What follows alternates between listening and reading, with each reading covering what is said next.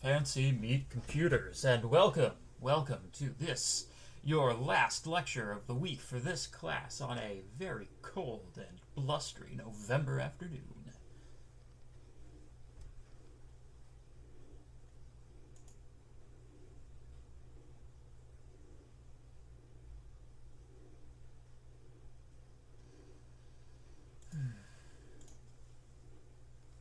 All three of you who've shown up on time.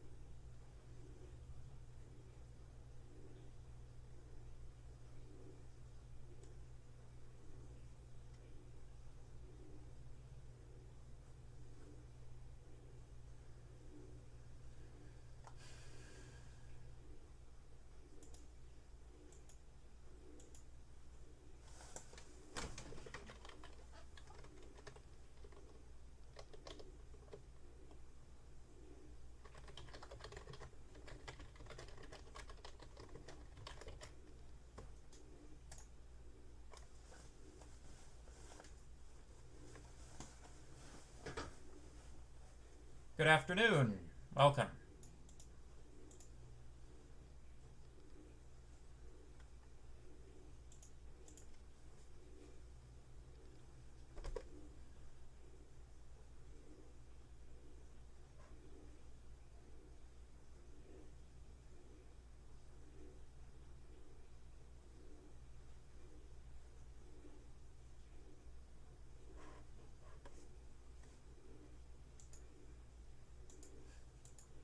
Opinion is divided.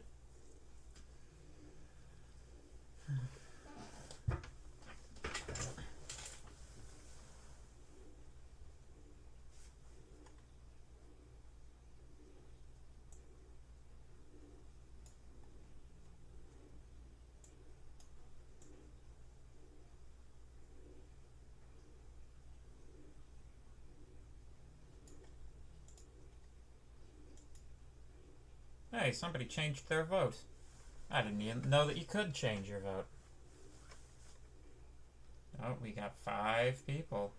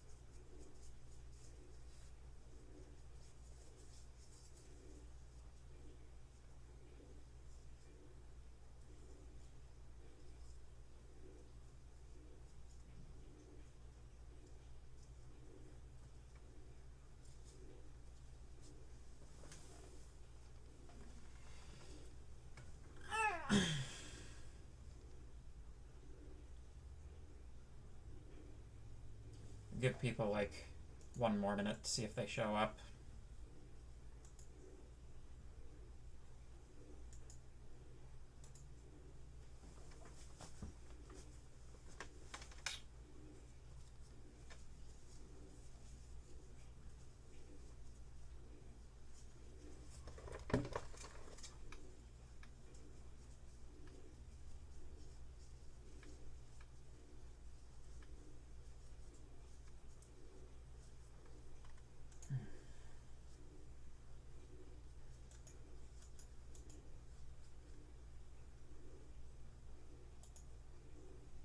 Okay.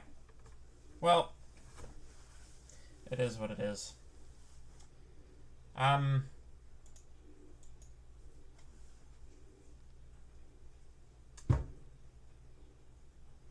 It's far too difficult to get the energy to attend lectures. I appreciate that, but I also, like, the lower the attendance on these lectures dips, the less sympathy I have for people who don't know how anything works. You know? It's like, well, maybe if you came to class, you know? But this is like a theological position. It's like, it is my ideal that people come to class, but and I think everybody knows that not coming to class is not correct. You know, everybody knows that you should come to class. But because there's free will in the universe, it's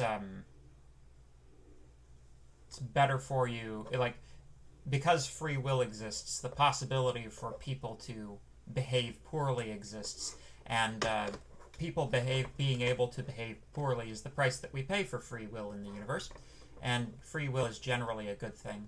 But you know, yeah. At any rate, I'm still disappointed that, like, how many people do we have right now? 8 people? That's not enough. We're in the single digits now, man. Yeah. Anyway.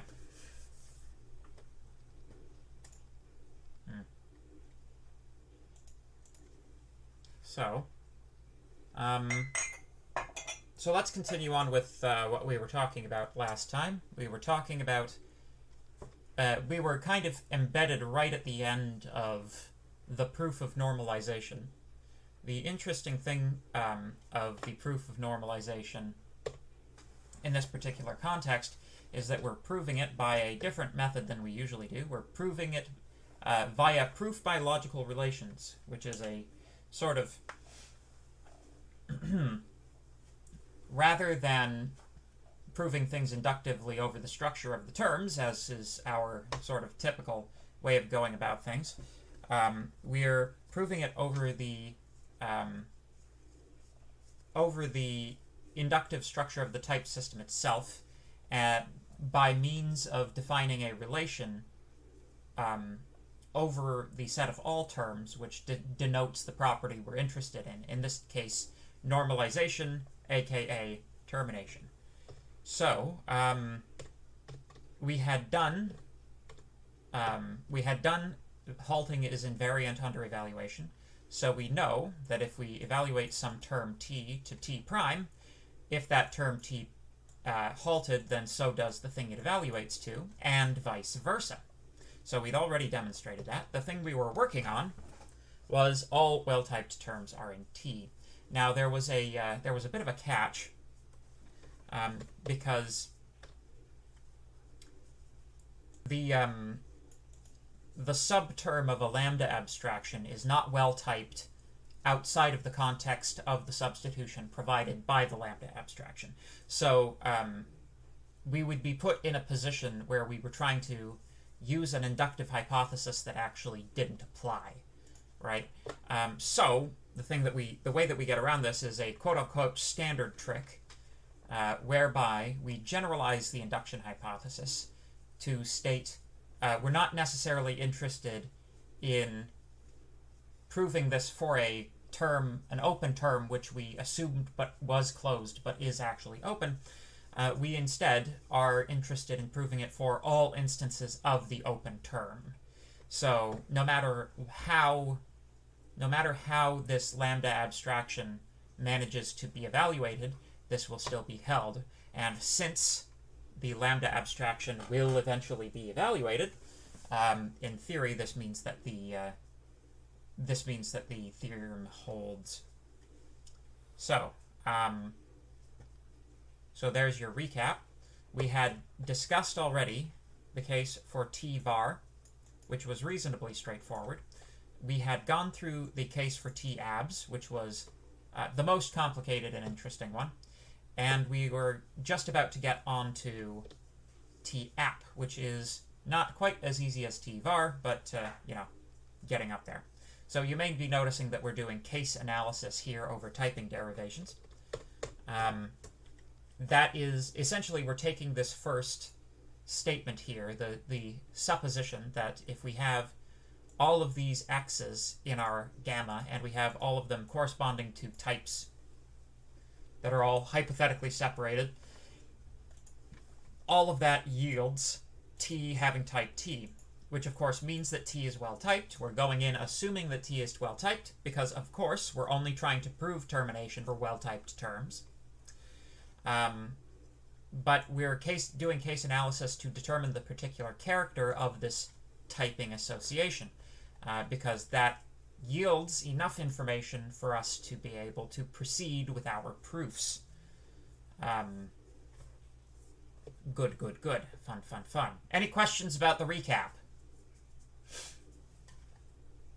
Give me a thumbs up. Give me a thumbs up if you're paying attention and the recap made sense. I'm requesting audience participation. Oh, we're up to 9 people in the audience. Still single digits, though.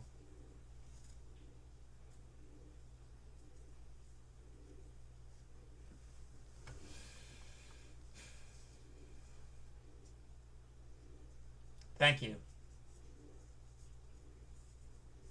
Okay.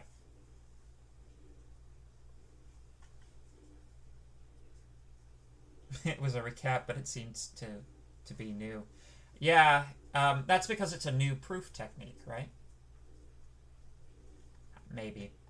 Anyway, let's polish this off. I promise you topic 13 is less abstract. It's a little bit more meat and potatoes, so to speak. So let's consider the case of TApp. You can see we have closed the case in one slide. So now that we have demonstrated our case analysis for tvar and tabs, we now need to demonstrate it for TApp. So if that typing relation is TApp, then we know that the term t has 2 subterms, t1 and t2. We also know that this term is well typed, and we have particular typing terms that apply to t1 and t2 in this case. So we know, for example, that t1 must be of type t1 yields t2, and that t2 must be of type t1, plus we know that the type of this term overall is t2. That information is derivable from the typing of the term. In particular, the gamma is preserved. So you'll notice that the gamma here, which is the same one that was originally put forward in the theorem, that is being carried forward to the typing of both of the subterms, because that's how gamma works. So, via the induction hypothesis, we can say that both T1 and T2 are in R T1 yields T2 and R T1 respectively. So via the induction hypothesis, we know that T1 and T2 halt individually. We're interested in whether the application of one to the other also and still halts. Right? So, by the definition of RT1 yields T2, we also get RT2 with all of the substitutions applied. Like the application of T2 to T1 is in RT2 by the mere definition of RT. Let's remind ourselves of that one. Bop, bop, bop, shoop, de bop. Yeah, so RT T1, T2 yields T if and only if T halts, and whether and whenever we have RT1S, we have R2 T and S. So because this is if and only if, this is a bidirectional implication, right? So with the case for T abstraction, the typing, when we did our case analysis for the typing rule for abstractions, we relied on going from the second half of this guy to the first, right? Because this was sort of the target that we wanted, and these were the conditions that we set up. Now we have the luxury of being able to go in the opposite direction. We have this one, right? So at least, like, if you substituted T for T1, we have this guy, right? Which means we have everything else here, because it's a bidirectional implication. So we just rely on that. We just pull it out, pop it in, and bing, bang, boom. Case closed. We now obtain the normalization property as a corollary. Some people pronounce it corollary, but it's always been corollary to me. Corollary. Yes. I don't think it matters too much as long as you know what the word means. If you don't know what a corollary is, or a corollary. See, I just object to, like, Larry being in there. It's like, Larry, really? Larry! No. Anyway, what a corollary is it's a result that you get from the other results for free, essentially. It's something that must be true if the other things you've proven to be true are true, with, like, little to no argument. Like, for example, when we say that, such and such a case in such and such a proof is immediate from the definition, what we're meaning to say is that case is a corollary of the definition. So, first, we need to take the term T to be closed by the above substitution procedure, which we've made an argument for already. Next, we simply need to remember that all elements of RT are normalizing for every T. We can therefore conclude that if T is typed, then T is normalizing. Confetti. I should have, like, a confetti effect. But yeah. So that's it. We've proven normalization. The almost last slide is a slide of slightly.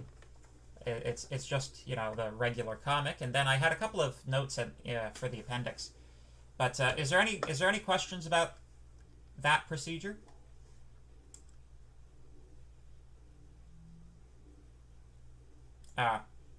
Mark cut his thumbs off. Well, that'll be inconvenient, whatever you need to... Okay, if you cut your thumbs off, how did you press the space bars when you typed that, huh?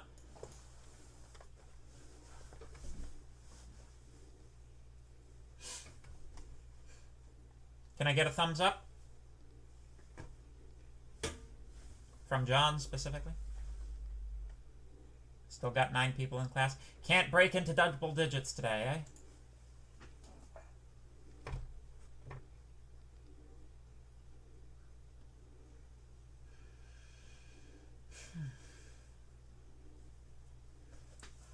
Index finger typing, foo. What? So it was foo space bar?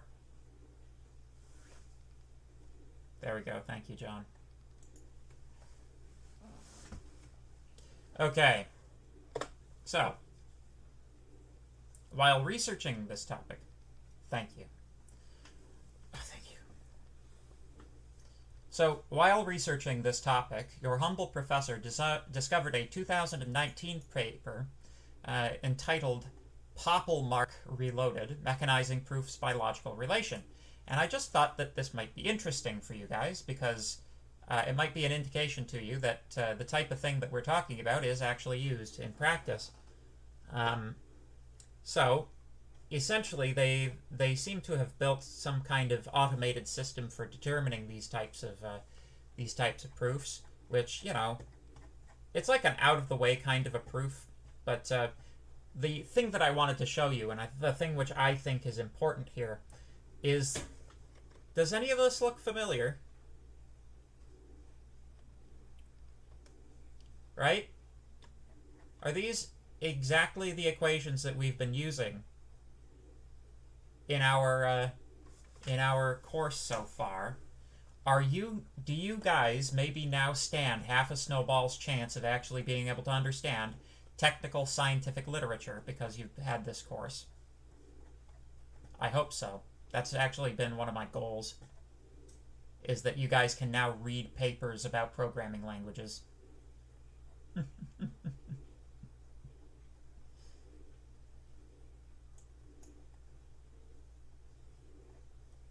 Yeah.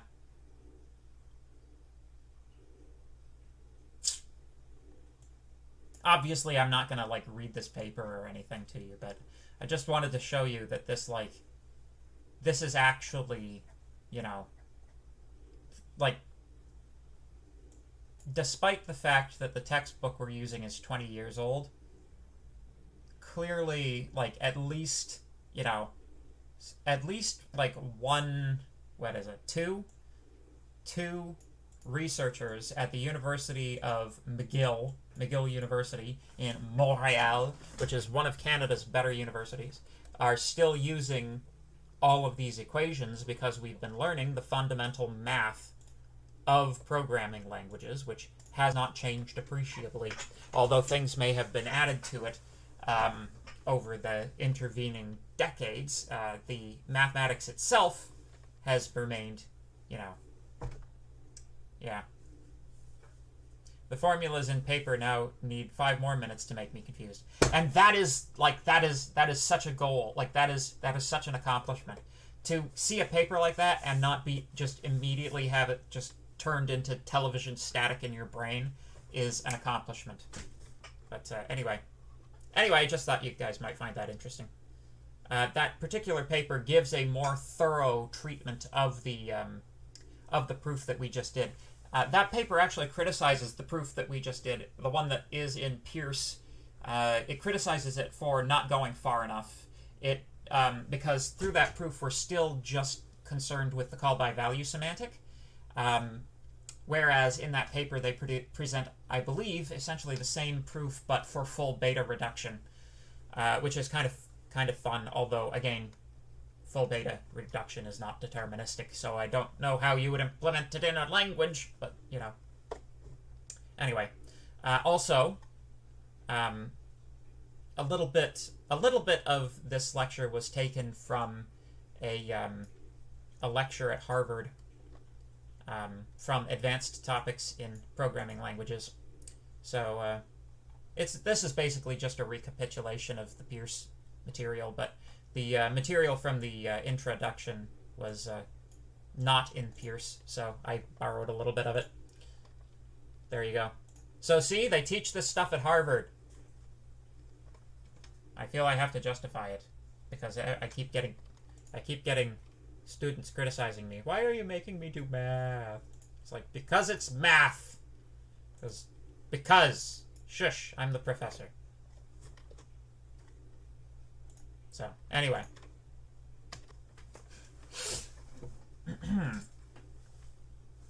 Yeah. 5 minutes of reading a paper can change your life. So, what time is it? Good.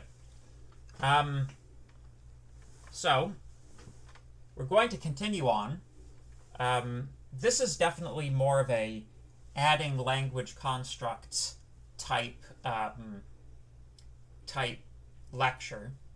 We're going to talk about something that we haven't talked about yet, which is non-local transfer of control. So it's kind of interesting, right? Like, so far, we haven't really introduced very many mechanisms for controlling execution, right? Up to this point, the assumption that we've been making about our programs, unexpected topic title exception. Yes. Oh, don't worry. There are plenty of puns and memes in this one, my friends. So this is kind of like the same as the design ethos of Haskell. Like, I hope that as you've been working with Haskell and as you've been like learning this material, you're like, wow, this is like exactly how Haskell works. It is pretty much exactly how Haskell works. Basically, Haskell was a project by some of the world's most intelligent mathematicians to try to reproduce this stuff as a programming language, right? But anyway, one thing that's very typical in programming languages that we haven't really talked about very much is the idea of transfer of control. Like, we did a little bit of it when we talked about sequencing, but essentially, once you know how to do an exception, you can reuse that mechanism to, like, for example, do loops, right? Or at least if, you know, you can do other stuff. It's kind of like if statements, but, you know, you can, at any rate, you can modify and change the where a program goes to next, right? Which is kind of cool. Like, we saw a little bit of this when we did if then else, but like exceptions are a more general kind of mechanism for it. So up to this point in the calculus, we've kind of been designing our programs as expressions, and then assuming that the evaluation semantic will take care of the manner of its execution, right? We've wanted to sort of divorce ourselves from having to determine how particularly an expression is evaluated, right? Let the computer figure that one out. Again, that's very much in the Haskell mindset, right? It's like, you write the equation, Haskell will figure out how to compute it. So, but there are certain concessions to practicality that must be made at some point, and one of those is errors. So, we're going to talk about errors, error handling, and how to pass values through error handling. So, let's get started. We have covered a wide variety of language constructs so far in this course. One feature of even the most basic programming languages that we have not yet covered. I need a fiddly object. There we go. Pencil. There we go. Zap. There. You can use that for a new meme.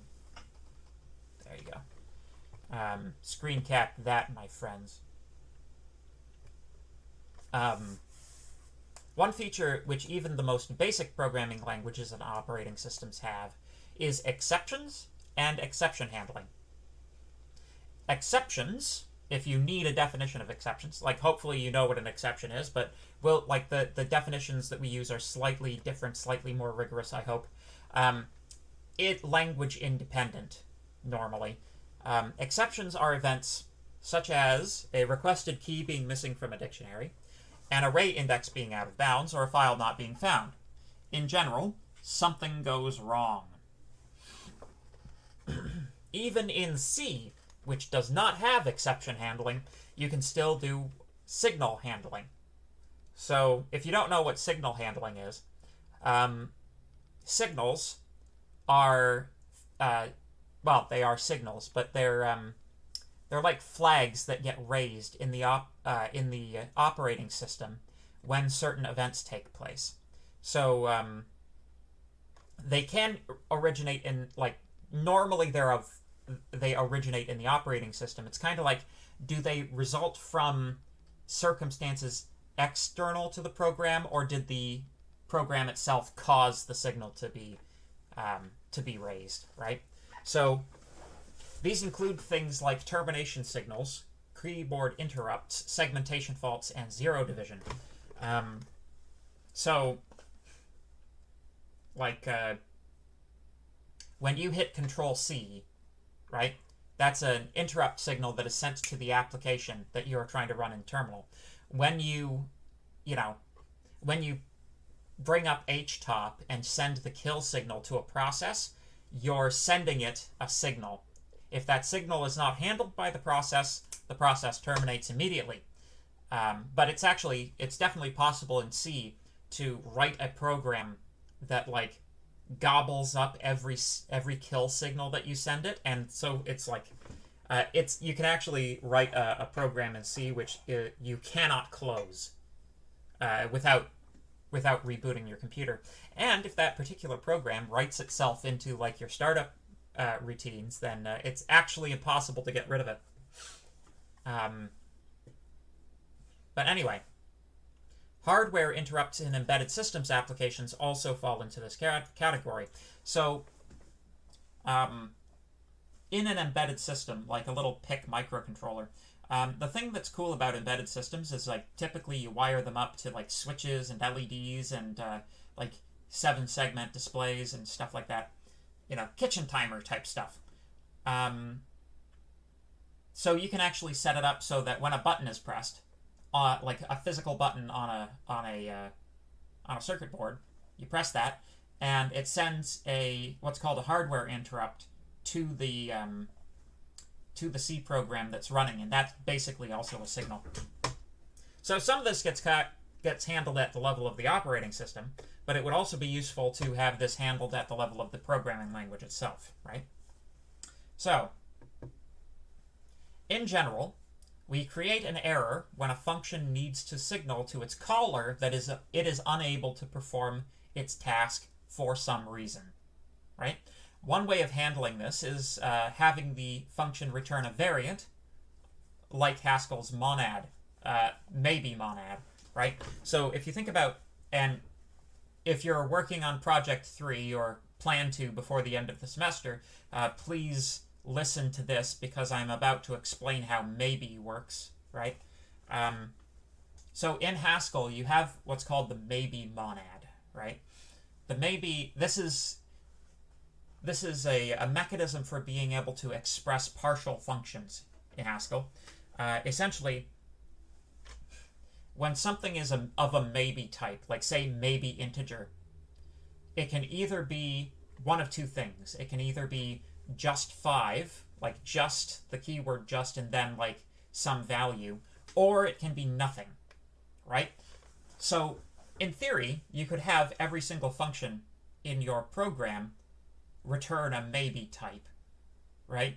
And if an error occurred during execution, that function would return nothing rather than just the value.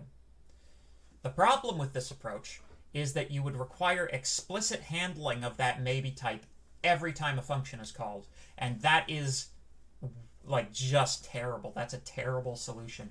It's a terrible solution in terms of the amount of like raw programmatic overhead, and I'm not just talking about how long it takes to type. Like it would cause a huge amount of overhead in terms of the number of statements to be executed by or the number of commands to be executed by the CPU, right? It would blow up your runtime in a way that's really not helpful. And you don't even really gain that much by it because, like, the overwhelming majority of the time, you won't even need it, right? This is kind of similar to the argument for why in Python you use exceptions and not just returning null or false from a function, right? Yeah. Also, returning false or null from a function only works for predicted or predictable error types. There are lots of different errors that can occur that aren't actually predictable by you. For example, what if your system runs out of memory, right? That is an error that it, like, generally speaking, hands up in the chat anybody who's written a program that specifically handles the case where the computer runs out of memory, right? it's useful to have an error type. It's useful to have errors. So, a better solution is non-local transfer of control. That is, we give the programmer the ability to transfer control to a special clause of the program in the event of an error. Cool. We cool so far? I think we should be. Good so far. Thumbs up.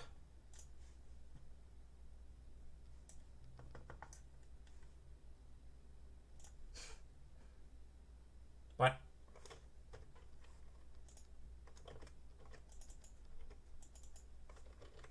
Where did my... Uh-oh. I hope the stream is still running. I just accidentally closed the stream tab.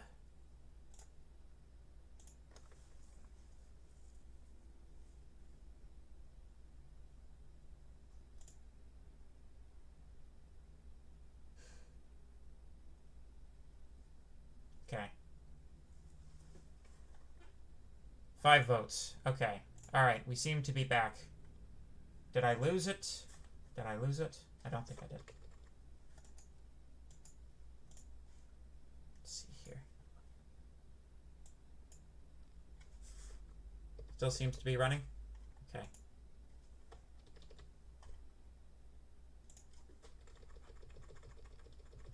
Okay. In my exuberance, I accidentally right-clicked the chat, accidentally clicked print. I tried to close the print dialog, and I clicked close the browser instead. So that was my life for the last minute.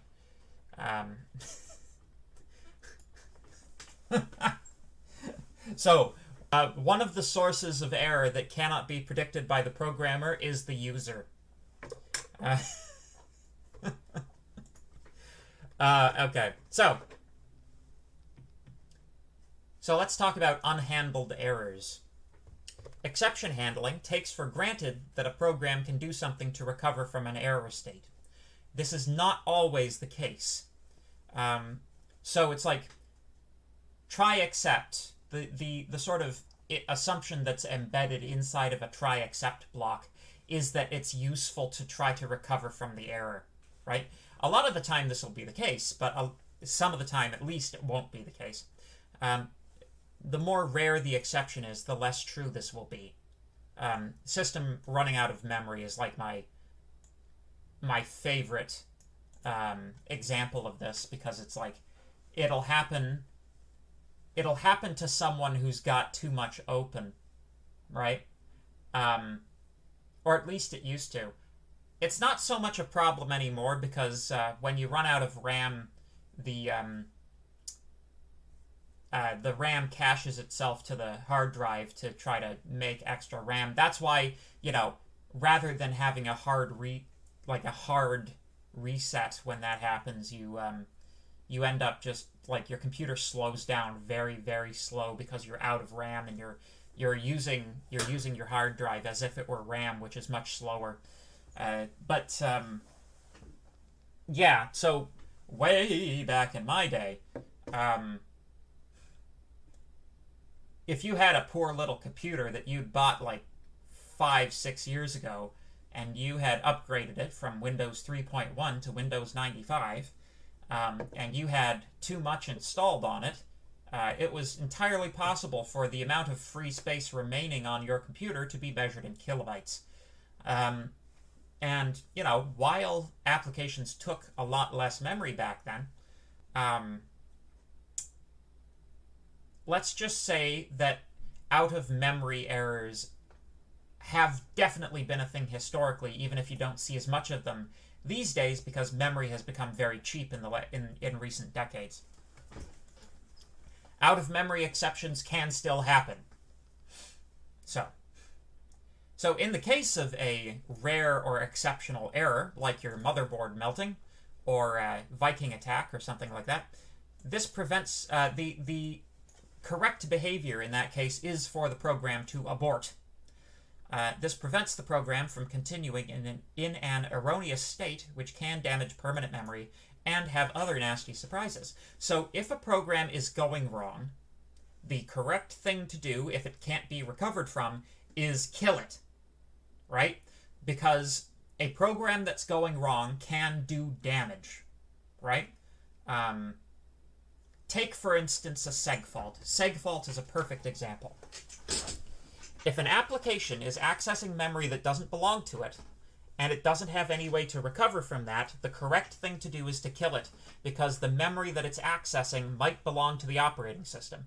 And if the memory belongs to the operating system, you could end up corrupting subroutines within the operating system, which could end up wiping your you could end up corrupting the data in your hard disk, which would end up with your computer possibly needing your operating system reinstalled, which, it sort of ranges from operating system reinstallation to actual bricking. So, so you have to shut down processes that are not behaving, right? There's no second chances.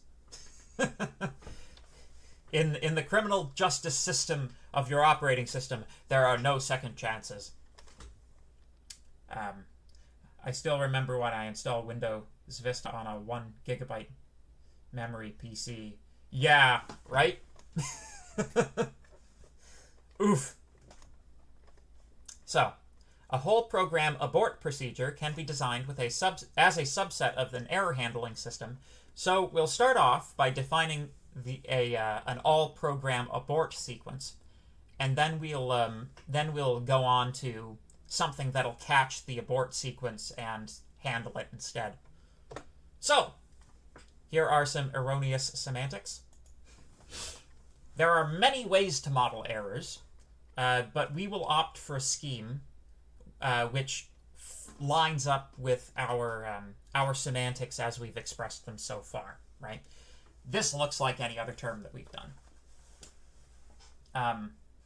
We will opt for a scheme where any occurrence of an error will cause our term to return a new term, error, as a result.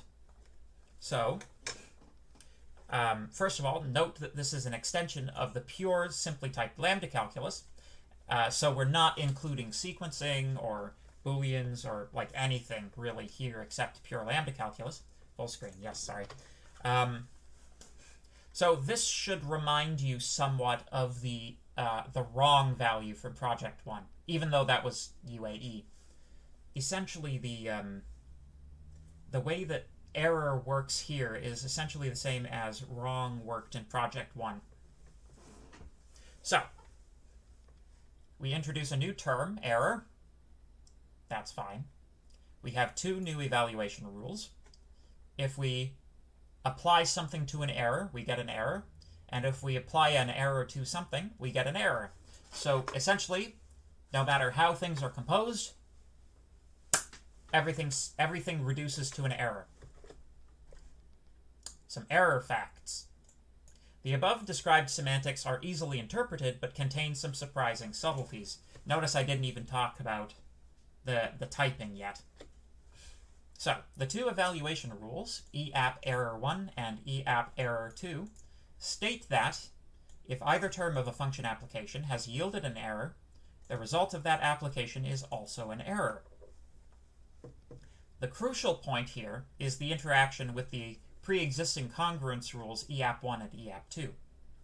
Note that in EAP error 1, the error is produced without needing to evaluate T1, right?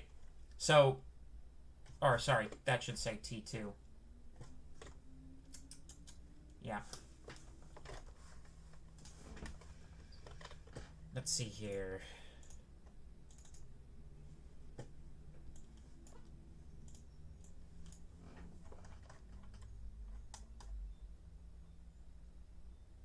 Two.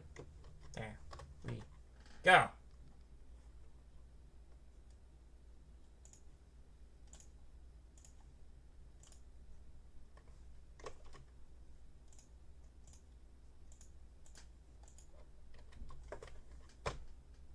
There we go. So, notice T2 doesn't need to be evaluated. So this is capturing the essence or the idea of aborting the program, right? It's like we're not going to calculate that subterm. To calculate that subterm would be to continue to execute the program, right? But we are essentially trying to define a shortest path to the termination of the existing program processes so that we don't have to, like, hard kill the operating system itself.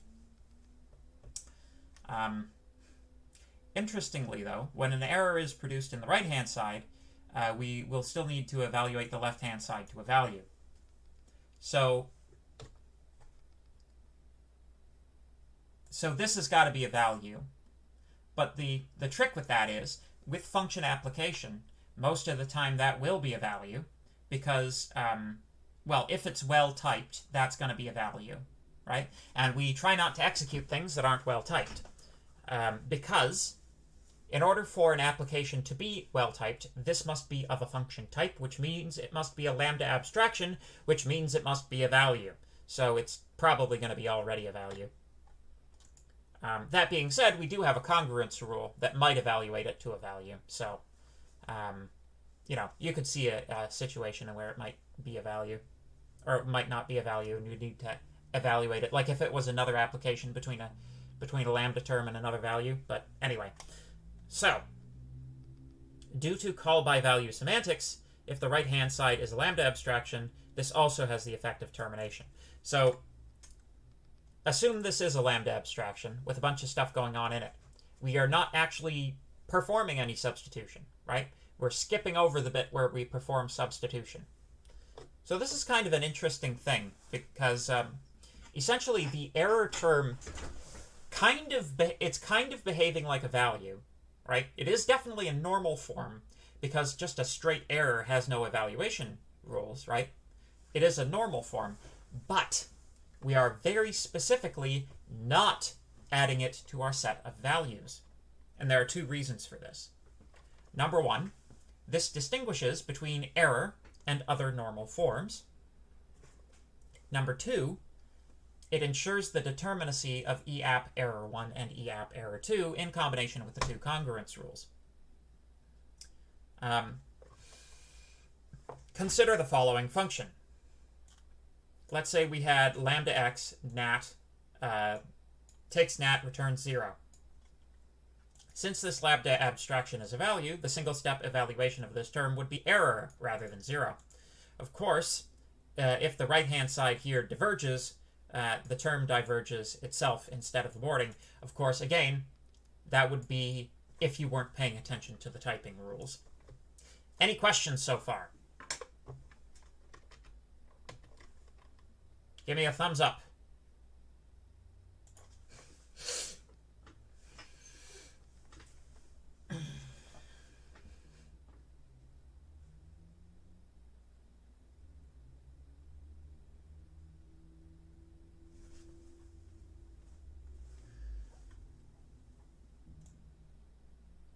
We briefly had 10 people watching.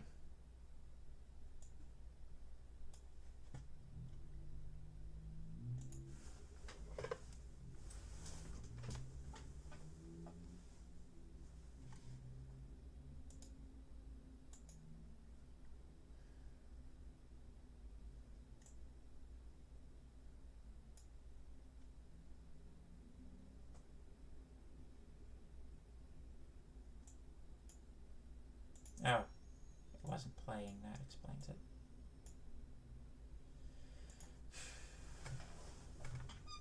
Anybody still paying attention?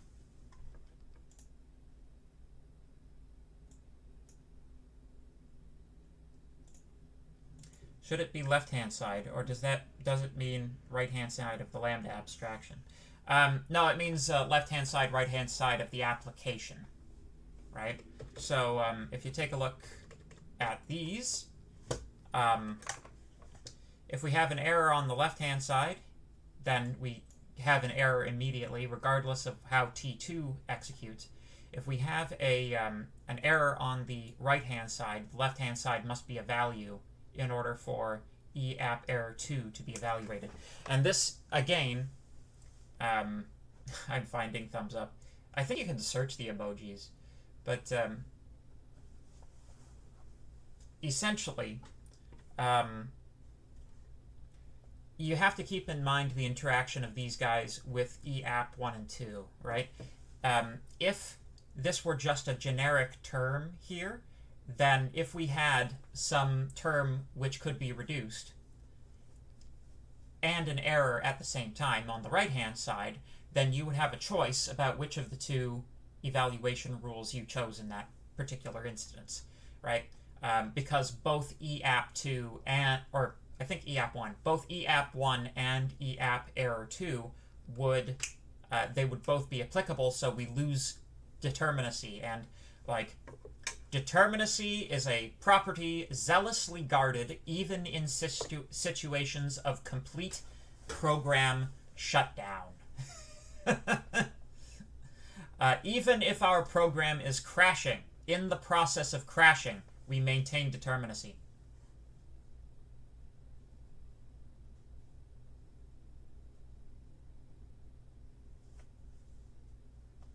The divergent stuff is for stuff like if x is equal to 0, then error, else x divide by y. If you don't error when x is 0. You don't error when x is 0. Yeah,